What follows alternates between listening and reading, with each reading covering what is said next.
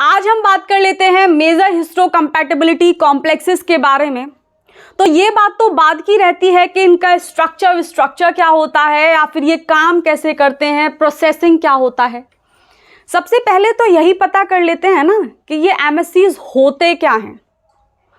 तो बेसिकली ये जो एमएससीज होते हैं ये ग्लाइकोप्रोटीन के मॉलिक्यूल्स होते हैं जो कि हमारी न्यूक्लिएटेड एंटीजन प्रेजेंटिंग सेल के ऊपर लगे हुए होते हैं। सपोज करो कि ये हमारी एंटीजन प्रेजेंटिंग सेल है और जैसा कि हमको पता है कि होस्ट की बॉडी के अंदर 3 एंटीजन प्रेजेंटिंग सेल्स होती हैं, प्रोफेशनल एंटीजन प्रेजेंटिंग सेल्स। उनमें हमारी आती है बी सेल, डेंड्राइटिक सेल्स और मैक्रोफेजेस। तो ये जो एंटीजन प्रेजेंटिंग सेल है, इस एंटीजन प्रेजेंटिंग सेल के सरफेस के ऊपर ये ग्लाइकोप्रोटीन्स अटैच होते हैं और ये जो ग्लाइकोप्रोटीन्स के मॉलिक्यूल होते हैं इन्हीं को हम नाम देते हैं MHC, major histocompatibility complexes. Correct. अब बात आती है कि ये ग्लाइकोप्रोटीन्स क्या हैं। तो ये जो ग्लाइकोप्रोटीन्स होते हैं ये होते तो प्रोटीन ही हैं, लेकिन इन प्रोटीन के ऊपर कोई कार्ब का रेसिड्यू आकर के जुड़ जाए ग्लाइकोसिडिक बॉन्ड की हेल्प से, और कैसे, कोवलेंटली। तो ये जो स्ट्रक्चर फॉर्म होता है इसको हम बोलते हैं ग्लाइकोप्रोटीन। ठीक बात। तो ये तो बात हो गई कि कोई एंटीजन प्रेजेंटिंग सेल है, उस एंटीजन प्रेजेंटिंग सेल के सरफेस पर कोई ग्लाइकोप्रोटीन प्रेजेंट होगा और वो जो ग्लाइकोप्रोटीन होगा उसी को हम MHC बोलते हैं। अब दूसरी बात आती है, ये तो पता चल गया कि MHC होती क्या है। अब किसी का नाम जानने के बाद हम लोग क्या जानने की कोशिश करते हैं उसके बारे में, कि वो काम क्या करता है। तो वैसे ही दूसरा प्रश्न यहां पर आता है कि भाई ये जो MHC है इस सेल के सरफेस पर जो लगी हुई है ये काम क्या करती है, मतलब होस्ट की बॉडी के अंदर इसका काम क्या है। तो ये जो हमारी MHCs होती हैं, जैसे ही कोई फॉरेन मॉलिक्यूल बॉडी के अंदर एंटर करता है, होस्ट की बॉडी के अंदर एंटर करने के बाद जो होस्ट की बॉडी के इम्यून सेल्स बॉडी के अंदर तैनात हैं वो उस फॉरेन मॉलिक्यूल को पकड़ते हैं। और कौन से सेल्स होते हैं वो, या तो बी सेल होगा या डेंड्राइटिक सेल होगा या मैक्रोफेज होगा, उनको हम बोलते हैं एंटीजन प्रेजेंटिंग सेल्स। तो ये जो एंटीजन प्रेजेंटिंग सेल्स होती हैं ये होस्ट की बॉडी के अंदर सर्कुलेट कर रही होती हैं और जैसे ही इन सेल को कोई फॉरेन मॉलिक्यूल बॉडी के अंदर दिखता है, यानी एक ऐसा मॉलिक्यूल जिसके सीक्वेंसेस हमारे होस्ट के प्रोटीन के सीक्वेंसेस से बिल्कुल मैच नहीं करते, तो इन एंटीजन प्रेजेंटिंग सेल को पता चल जाता है कि ये होस्ट का प्रोटीन तो है नहीं, मतलब ये बाहर का है।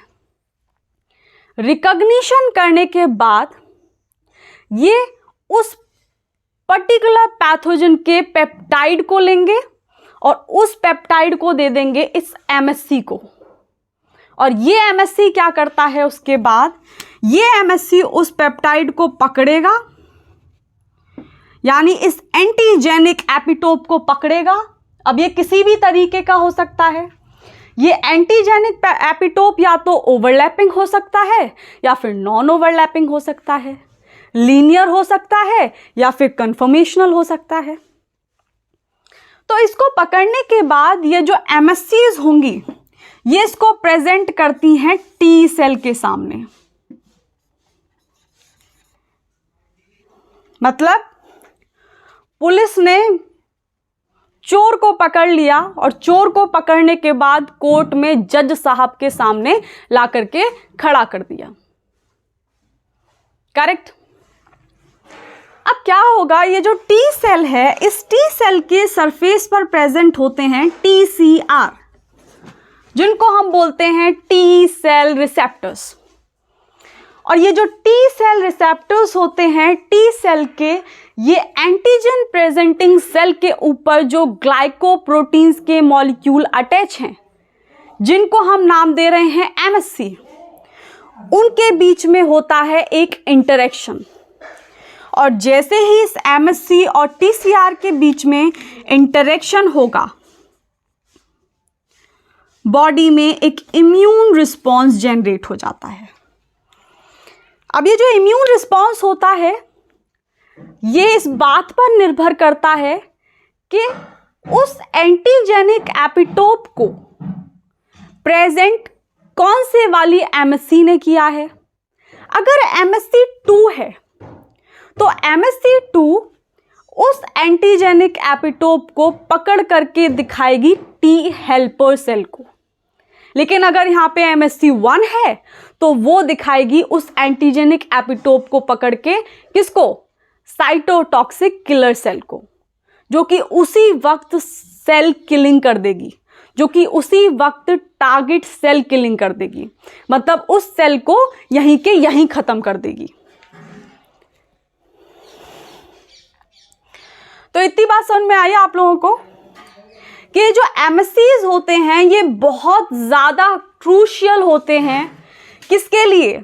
कि भाई अगर फॉरेन मॉलिक्यूल कोई बॉडी में एंटर कर गया है तो उस फॉरेन मॉलिक्यूल को एंटीजन प्रेजेंटिंग सेल पकड़ करके लाएं, रिकॉग्नाइज करके पकड़ के लाएं और इस MSC को दे दें। जैसे ही ये MSC उस पेप्टाइड को पकड़ेगी तो उसको दिखाना स्टार्ट कर देगी T सेल रिसेप्टर को, T सेल रिसेप्टर को दिखाना स्टार्ट कर देगी। और जैसे ही इस MSC और TCR के बीच में एक इंटरेक्शन होगा, होस्ट की बॉडी के अंदर एक इम्यून रिस्पॉन्स जनरेट हो जाएगा। अभी तीसरी बात आती है कि ह्यूमंस के अंदर इन MSC को नाम दिया जाता है HLA, और वहीं पर अगर हम चूहे के अंदर देखें तो इन MSC को नाम दिया जाता है H2 कॉम्प्लेक्स। अब अगली बात है HLA मैचिंग के बारे में। अब ये HLA क्या था, ये हमने यहाँ पर देखा कि ह्यूमन के अंदर जो MSCs होती हैं उनको हम HLA नाम देते हैं। तो एक एग्जाम्पल देख लेते हैं। मान लो ये डोनर है और ये रेसिपिएंट है। इस डोनर और रेसिपिएंट कि जो MSCs हैं वो एक दूसरे से मैच होने चाहिए, और अगर ऐसा नहीं हो रहा है तो ये जो डोनर के सेल्स हैं जब रेसिपिएंट की बॉडी के अंदर जाएंगे तो रेसिपिएंट की बॉडी के अंदर जो इम्यून सेल्स हैं इन डोनर के सेल्स को फॉरेन समझना शुरू कर देंगे, और जैसे ही फॉरेन समझना शुरू कर देंगे उस पर्टिकुलर ऑर्गन के लिए एक इम्यून रिस्पॉन्स जनरेट हो जाएगा, जिसकी वजह से वो जो ऑर्गन है उसके डैमेज होने के चांसेस बन जाते हैं। तो इसीलिए HLA की मैचिंग अगर ऑर्गन ट्रांसप्लांटेशन का केस हो रहा है, यानी अगर ऑर्गन ट्रांसप्लांटेशन हो रहा है तो ये HLA की मैचिंग होना बहुत ज़रूरी है। यानी डोनर और रेसिपिएंट के बीच में जो MSCs हैं, उन दोनों की जो MSCs हैं अगर वो बिल्कुल आइडेंटिकल नहीं भी हैं तो वो कम से कम 70 to 80% मैच करनी चाहिए। ठीक है, तो यहाँ पर वही लिखा हुआ है कि HLA की मैचिंग बहुत इंपॉर्टेंट हो जाती है ऑर्गन ट्रांसप्लांटेशन के दौरान, क्योंकि अगर दोनों की MSCs मैच नहीं करेंगी तो जो रेसिपिएंट की इम्यून सेल्स हैं डोनर की उस पर्टिकुलर ऑर्गन की सेल्स को फॉरेन रिकॉग्नाइज कर लेंगी, यानी फॉरेन समझना शुरू कर लेंगी, और जैसे ही उनको फॉरेन कंसिडर किया जाएगा तो ये जो आपकी रेसिपिएंट की इम्यून सेल्स हैं इनके खिलाफ एक इम्यून रिस्पॉन्स जनरेट कर देंगी। इसीलिए जो HLA की मैचिंग है वो ज़रूरी होती है ऑर्गन ट्रांसप्लांटेशन के दौरान। नियरली 10 से 15% जो MSCs होती हैं वो सेम स्पीसीज के अनरिलेटेड इंडिविजुअल्स में भी सेम होती हैं। इसका मतलब क्या हुआ कि अगर कोई एक स्पीसीज की हम बात कर रहे हैं तो उस स्पीसीज के अंदर जितने भी ऑर्गेनिजम्स आते होंगे उन सारे ऑर्गेनिज्म में लगभग 10 से 15% MSCs बिल्कुल सेम होती हैं, और इस बात से कोई अंतर नहीं पड़ता कि वो ऑर्गेनिज्म उस पर्टिकुलर ऑर्गेनिज्म से, मतलब वो एक ऑर्गेनिज्म दूसरे ऑर्गेनिज्म से बायोलॉजिकली रिलेटेड है या नहीं। तो ये बात लिख लेते हैं कि nearly 10 to 15% of MSCs are identical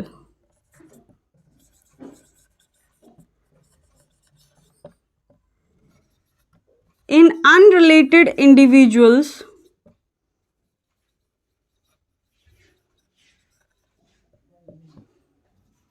of same species।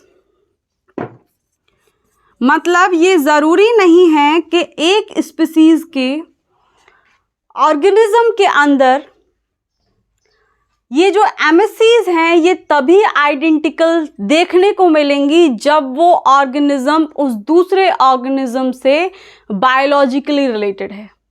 अगर वो बिल्कुल अनरिलेटेड भी हैं और एक ही स्पीसीज से बिलोंग कर रहे हैं, उस केस में भी लगभग 10 से 15% MSCs दोनों में सेम होंगी।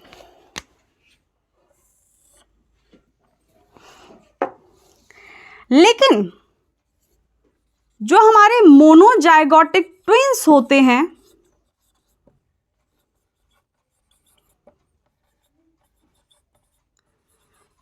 उनके पास जो MSCs होती हैं वो बिल्कुल आइडेंटिकल होती हैं, नियरली आइडेंटिकल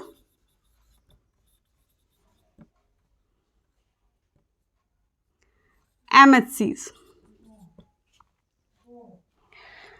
ठीक है, तो इसका मतलब ये हुआ कि एक ही स्पीसीज के अनरिलेटेड इंडिविजुअल्स, मतलब जो बायोलॉजिकली एक दूसरे से बिल्कुल रिलेटेड नहीं है, एक दूसरे के बिल्कुल कांटेक्ट में नहीं है, उनमें भी 10 to 15% MSCs आइडेंटिकल होती हैं। लेकिन अगर मोनोजाइगोटिक ट्विंस की बात करेंगे तो उनमें MSCs बिल्कुल बिल्कुल सेम देखने को मिलती हैं। इतनी बात आई समझ में? तो ये जो MSCs होती हैं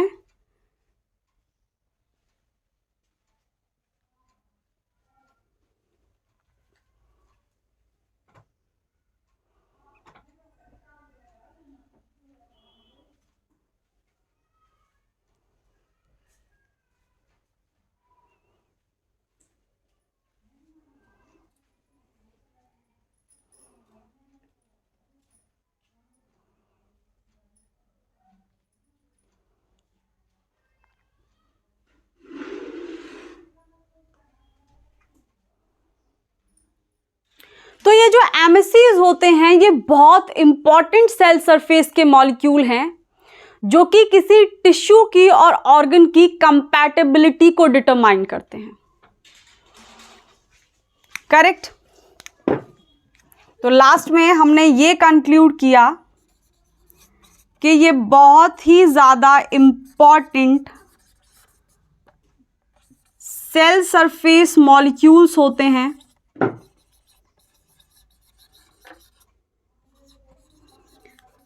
जो कि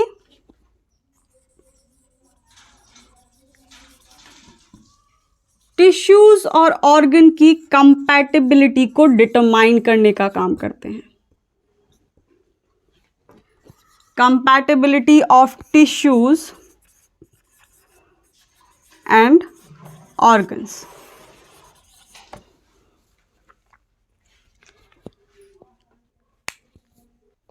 तो अभी हम लोग बात कर लेते हैं MSCs की प्रॉपर्टीज के बारे में।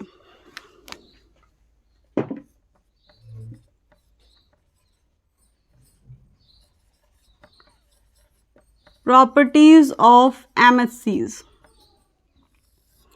जिसमें पहली प्रॉपर्टी आती है antigen presentation.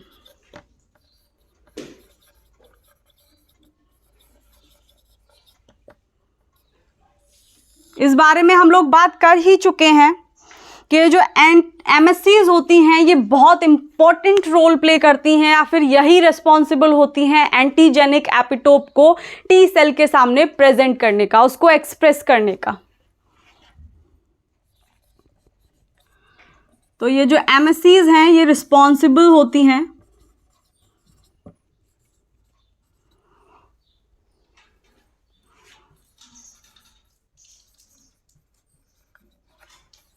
expressing antigenic epitope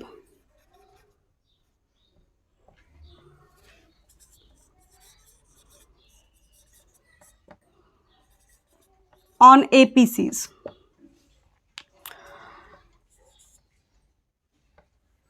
ये बात हम पहले से ही जानते हैं। मान लो ये हमारी एंटीजन प्रेजेंटिंग सेल है और यहाँ पर हमारी MSC2 लगी हुई है। तो ये जो MSC2 है ये एंटीजेनिक पेप्टाइड को पकड़ने के बाद प्रेजेंट करेगी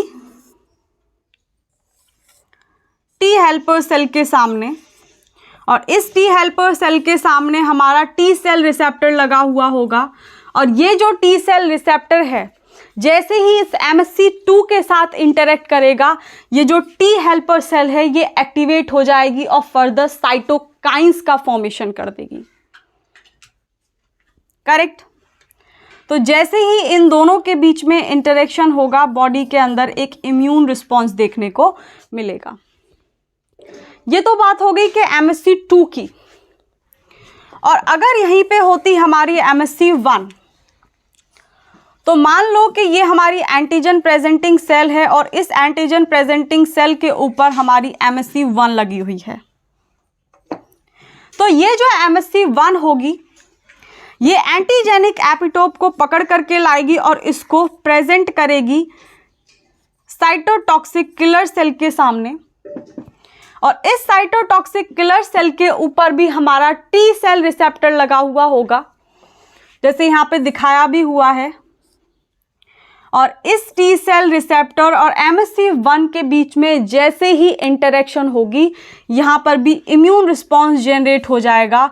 और ये जो साइटोटॉक्सिक किलर सेल है ये टारगेट सेल किलिंग कर देगी, मतलब इस एंटीजेनिक एपिटोप को जो सेल्स कंटेन किए हुए हैं उनको वहीं ख़त्म कर देगी। करेक्ट। तो यहाँ पर इम्यून रिस्पॉन्स जनरेट हो जाएगा। तो ये बात होगी पहली प्रॉपर्टी के बारे में। MSC की पहली प्रॉपर्टी होती है एंटीजन का प्रेजेंटेशन। और ये जो एंटीजन का प्रेजेंटेशन होता है ये मेनली MSC करती हैं, क्योंकि एक्सप्रेशन का काम यहाँ पर MSC को दिया गया है। मतलब टी सेल को दिखाने का काम MSC को दिया गया है। अगर दूसरी प्रॉपर्टी के बारे में बात करें तो वो है हमारी जेनेटिक पॉलीमॉर्फिज्म। अब ये जेनेटिक पॉलीमॉर्फिज्म क्या होता है? जेनेटिक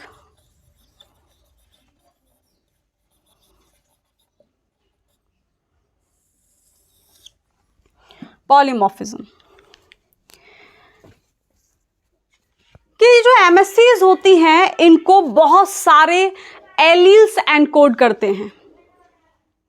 मतलब मल्टीपल एलील्स प्रेजेंट होते हैं और वो जो मल्टीपल एलील्स होते हैं वो इन MSCs को एनकोड करते हैं।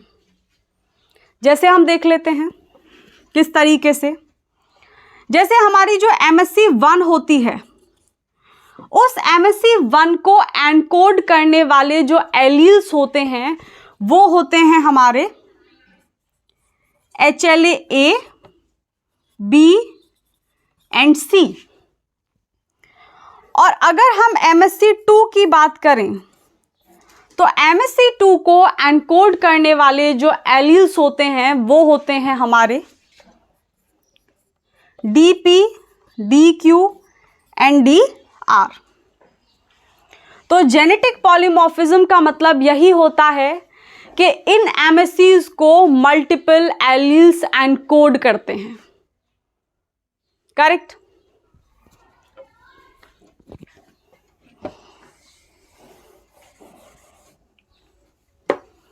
तो मल्टीपल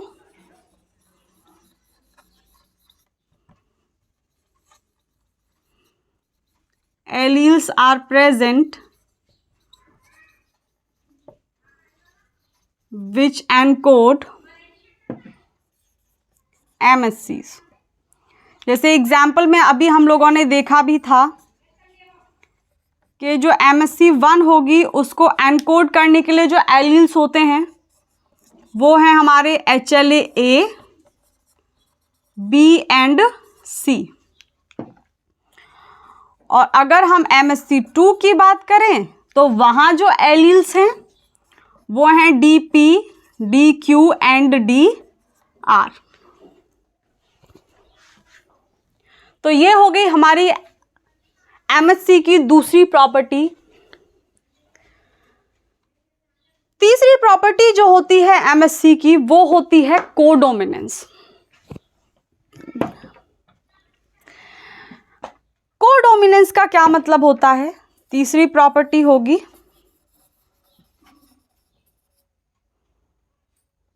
कोडोमिनेंस, NANCE।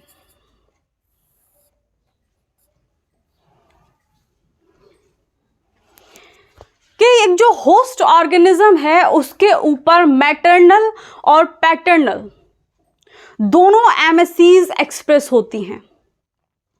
मतलब कुछ MSCs होंगी जो मम्मी से आती हैं और कुछ MSCs होंगी जो कि पापा से आती हैं, और वो दोनों ही MSCs होस्ट के और होस्ट की बॉडी के जो इम्यून सेल्स हैं उनके ऊपर एक्सप्रेस होती हैं। ठीक है, तो both maternal and paternal MSCs are expressed by host। और यहां पर अगर हम एक सेट ऑफ MSC की बात करें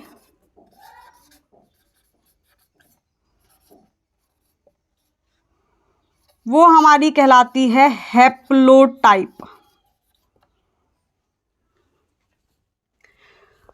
तो ये हैं कुछ प्रॉपर्टीज MSC की कि जो MSCs होती हैं वो एंटीजन को प्रेजेंट करने का काम करती हैं, क्योंकि जैसे ही हमारी एंटीजन प्रेजेंटिंग सेल होस्ट की बॉडी के अंदर कोई फॉरेन मॉलिक्यूल को डिटेक्ट करती हैं वो उसको पकड़ लेती हैं और MSC को दे देती हैं कि जाके दिखाओ T और B सेल को। क्योंकि T और B सेल्स को जब उनका डेवलपमेंट हो रहा होता है तो ये दिखाया जाता है कि हमारे जो होस्ट के प्रोटीन हैं वो कौन कौन से हैं। और जब T सेल और B सेल को ये पता है कि हमारे होस्ट के प्रोटीन्स कौन कौन से हैं तो उनको ईजिली पता चल जाता है कि ये जो बाहर से प्रोटीन आया है ये हमारी बॉडी का नहीं है, क्योंकि सीक्वेंसेस दोनों के बिल्कुल मैच नहीं हो रहे हैं। और जैसे ही हमारी T सेल और B सेल को ये बात पता चलती है कि ये फॉरेन मॉलिक्यूल है, वैसे ही बॉडी के अंदर इम्यून रिस्पॉन्स जनरेट हो जाता है। तो जो एक्सप्रेशन का काम करती हैं वो हमारी काम करती हैं MSCs। दूसरी प्रॉपर्टी है जेनेटिक पॉलीमॉर्फिज्म।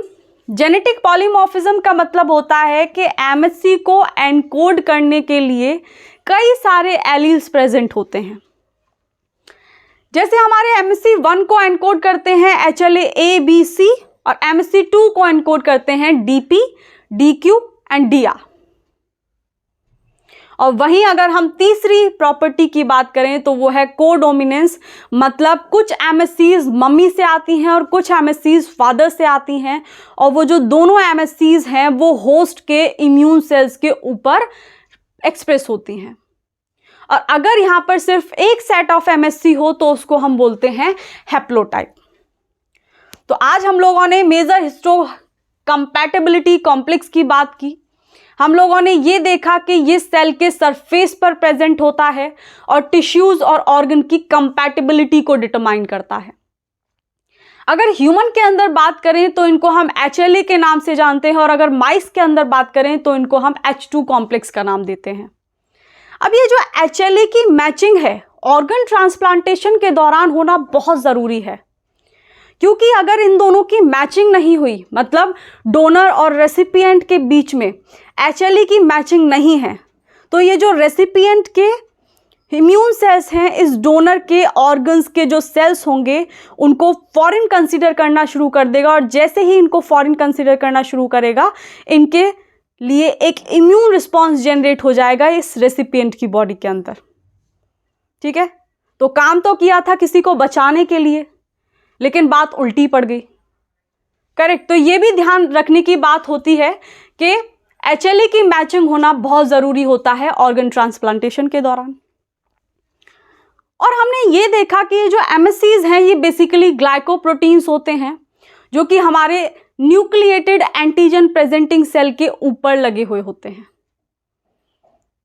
और फिर फाइनली हमने प्रॉपर्टीज़ के साथ इसको एंड अप किया, और आज के लेक्चर को हम यहीं ख़त्म करते हैं, और कल हम लोग पढ़ेंगे टाइप 1 MHC। Okay, bye.